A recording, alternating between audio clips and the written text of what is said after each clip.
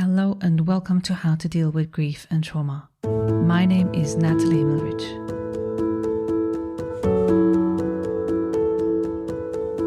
How to Deal with Grief and Trauma is completely self-funded, produced and edited by me, Nathalie Himmelrich.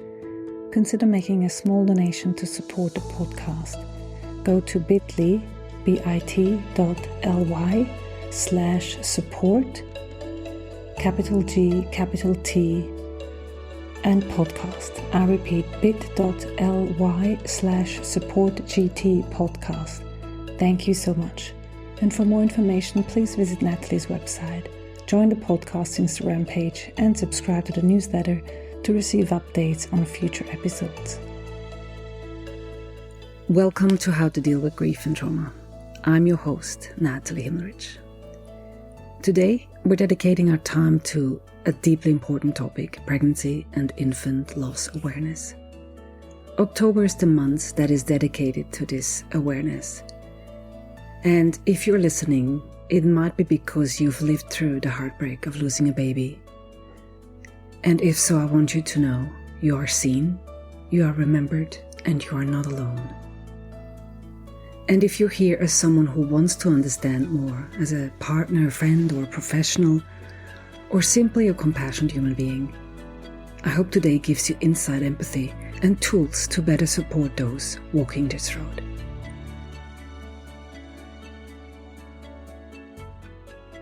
Pregnancy and infant loss awareness became important to me as I have been experiencing that myself with the loss of my daughter Amaya.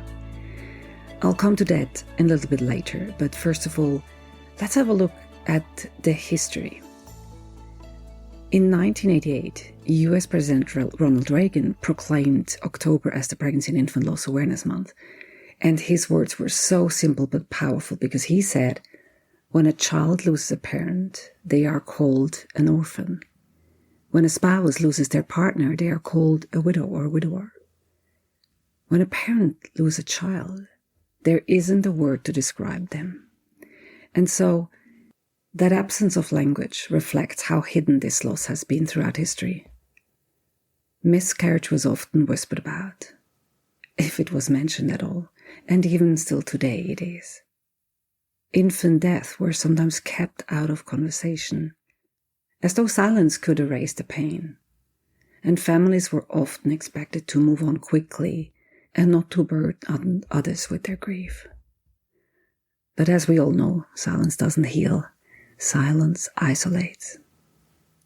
So the Awareness Month was born to change that, to give grieving families a voice and to invite society to listen.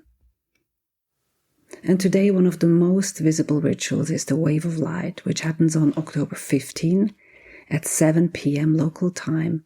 Families across the world light candles in memories of their babies gone too soon. So for one night across all time zones and continents, the globe is literally lit up with remembrance. It's a moving collective act that reminds parents, you are not grieving alone. So if you're here as a supporter, a really powerful way is to light a candle, take a picture, and send it to those you know or have suffered pregnancy and infant loss.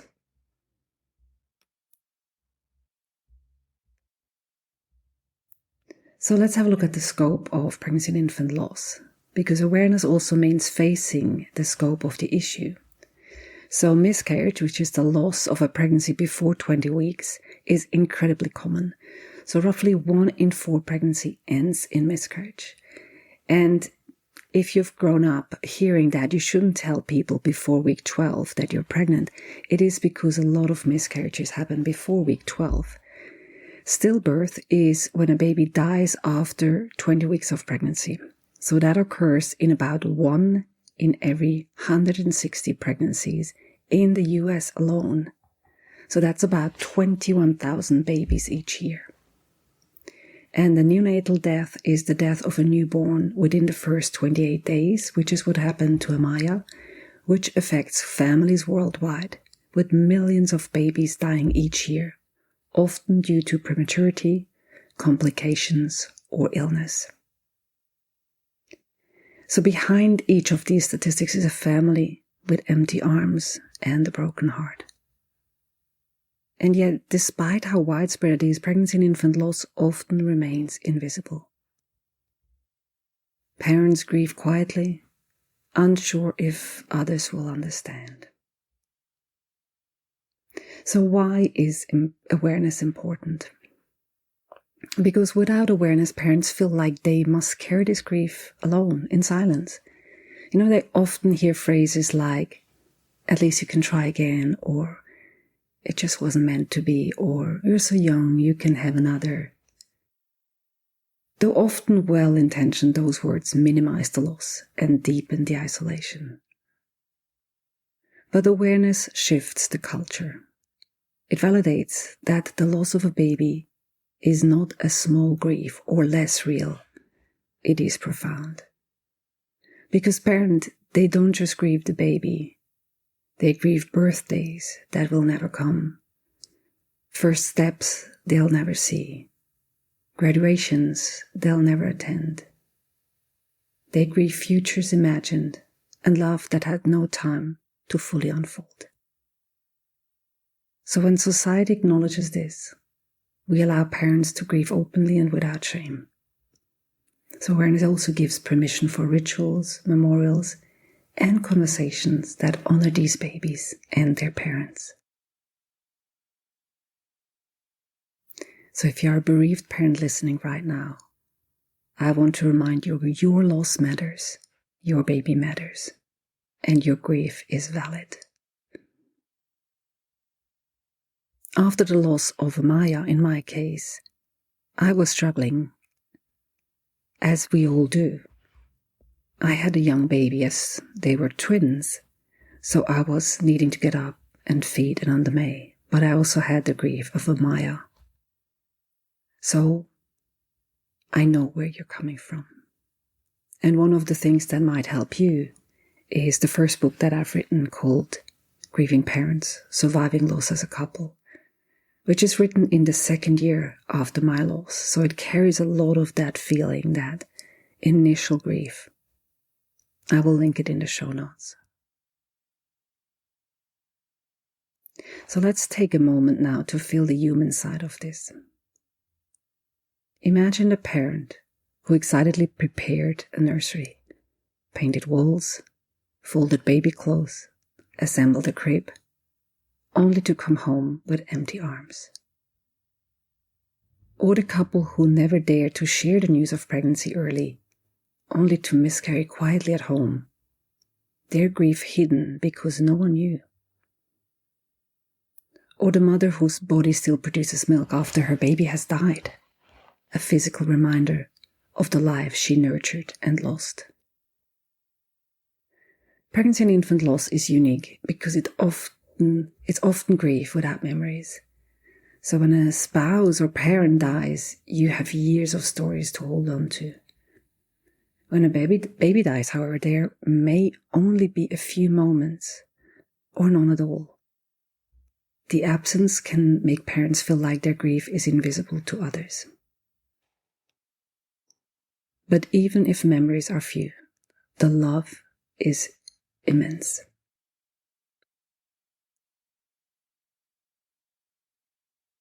On this podcast, I've had the honor of speaking with mothers and fathers who shared their story of pregnancy and infant loss. Their voices remind us why awareness matters. You can find all the episodes in the episode overview on my website, and I'll link them in the show notes. Just a few examples. Saying it out loudly, I had a miscarriage, with Jessica Zucker, who spoke about breaking the silence around miscarriage and how naming it out loud became an act of empowerment. Or I spoke to Anna Vick on the importance of stillbirth prevention, and she talked about her stillbirth experience and the changes needed in medical care and awareness. Rachel Tenpenny has been a guest multiple times on the podcast, and in one of the episodes she talks about cultivating healing versus coping mechanisms. She shares her journey after twin neonatal loss and how she transformed her grief into supporting other parents. And then I spoke to Dr. Jennifer Beatty Kwan, on her infant loss and the pregnancy after loss. And she's also a medical doctor. So she spoke about facing infant loss both personally and professionally, and the courage it takes to try again. Then Betsy Winter, she talked about how she discovered and dealt with developmental trauma, which she discovered as part of pregnancy loss, and the deep impact it had on her and her own healing journey. So each of these conversations highlight a different aspect of loss, the silence, the trauma, and the need for awareness, and also the ways families try to integrate their babies into their ongoing lives. Pregnancy and infant loss doesn't just affect parents, it ripples outwards. So for example, siblings, they may grieve a brother or sister they never got to meet, or one they only held briefly. Or grandparents, they mourn not only the loss of a grandchild, but they also experience the pain their own child is enduring. Partners sometimes grieve differently, which can strain the relationships. So one way might be talking about it, and the other might want to be silent. This is part of what I describe in the book Grieving Parents, Surviving Loss as a Couple, the different ways people grieve. As I mentioned, I'll link it in the show notes. It can also affect and will affect friends who may feel helpless, unsure of what to say, and some drift away out of discomfort. So there's a lot of secondary losses that come out of the primary loss. And the ripple effect shows us why awareness matters beyond just the parents. Communities are impacted, workplaces are impacted, and relationships are impacted. So what can you or what can society do? What can we do better? So let's get practical. So the first thing is always acknowledge the loss. Don't avoid the subject. Say the baby's name if you know it. Say, I'm sorry, and it matters. You know, the parents experience the pain no matter what. It's not you by saying it reminding them. They know. 2. Offer support without fixing. Grief doesn't need fixing. People or parents specifically, they don't need solutions. They need your presence. Bring meals or offer childcare or sit with them in silence. 3. Improve workplace policies. Many parents return to work days after the loss.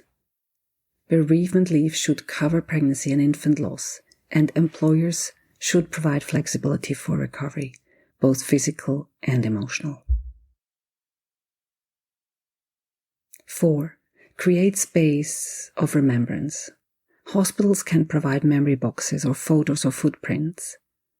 Some of my books, the second book or the third book called Stories of Parents, which is stories of people in the years after their loss, they have been given to parents in hospitals.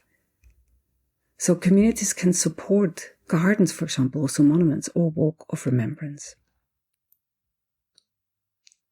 Educate ourselves and our children is number 5. Because when children learn early that grief is part of life, they grow into compassionate adults. Schools can acknowledge Pregnancy and Infant Loss Awareness Month, just as they acknowledge other health and social causes. And 6, challenge the silence. We must normalize talking about miscarriage, stillbirth, and infant loss in the same way we talk about other bereavements. The more we speak, the less alone parents will feel, and the more they are encouraged to open up. A message to bereaved families. So to parents and families listening who have experienced pregnancy or infant loss, you are not alone, even if it feels that way. Your love for your baby is not defined by how long they lived. Whether you carried your child for a few weeks, months, or years, your bond is real, your grief is real, and your story deserves to be told. Healing doesn't mean forgetting. Healing means weaving your baby's memory into your life in a way that allows you to continue forward while still carrying love. For some, that means creating rituals, like planting a tree, writing letters, or lighting a candle each year. For others, it means sharing their story publicly to break the silence for others. For many, it's simply remembering quietly in the privacy of their heart. All ways are valid. So what kind of practical support and resources are out there? If you are grieving right now or know someone who is, here are a few resources that might help. So there are support groups, both in person and online, where you can connect with others who understand. There's books and podcasts such as this one by parents who share their journey. Sometimes hearing another voice say, "Me too," can be profoundly healing.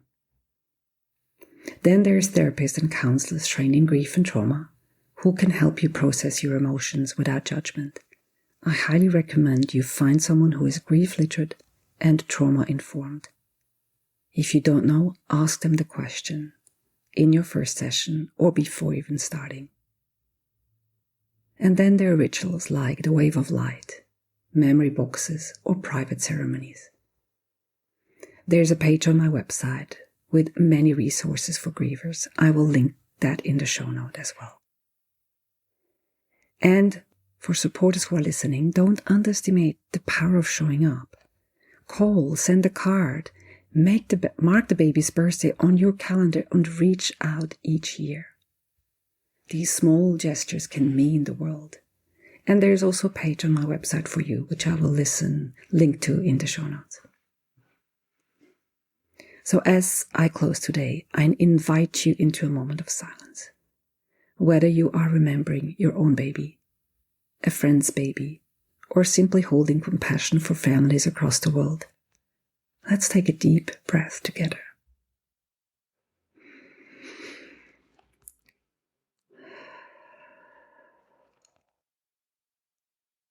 Thank you for listening with your heart today.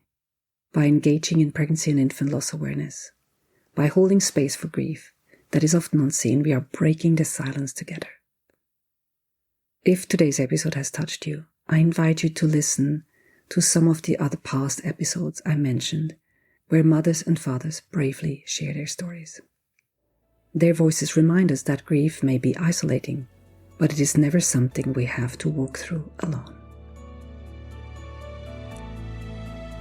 Thanks for listening to How to Deal with Grief and Trauma. If you'd like to be updated on future episodes, please subscribe to my newsletter on nathaliehimmelrich.com. If you need grief support, please contact me for a 30 minutes free discovery session. How to Deal with Grief and Trauma is produced and edited by me, Nathalie Himmelrich. To support this podcast, please rate, review, and subscribe to or follow the podcast on Apple, Spotify, or wherever you get your podcasts. Thank you. And remember to keep breathing. I promise it will get easier.